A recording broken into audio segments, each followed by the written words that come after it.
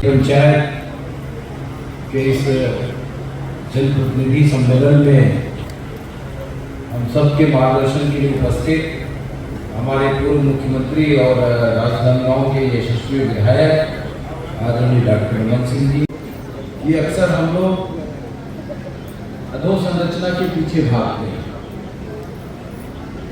थोड़ा हमको सामाजिक सरोकार रखने की आवश्यकता है, सरोकार है और यही वास्तविक विकास है। अधोसंरचना तो हमारी आवश्यकता है।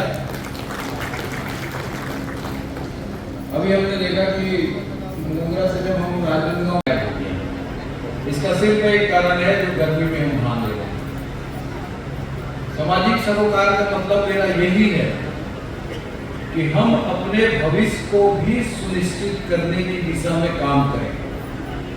सड़क, नाली, भवन, ये हमारी आवश्यकता है, ये विकास नहीं है। विकास है हमारे गांव के परिवार के लोगों का आर्थिक प्रगति। यदि कोई ये कहे कि मैं सरकार के राशन कार्ड से चावल नहीं लेकर के अपने पैर पे खड़ा हूँ, वही वास्तविक प्रगति है। उस दिशा में हमको काम करना है। हम भी पार्षद थे तो डॉक्टर साहब ने हमको लोकसभा भेज दी।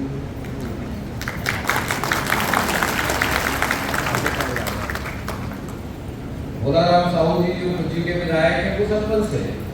जलेश्वर साहू जी और हमारे बीच उपस्थित राम जी भारती जी का स्वागत।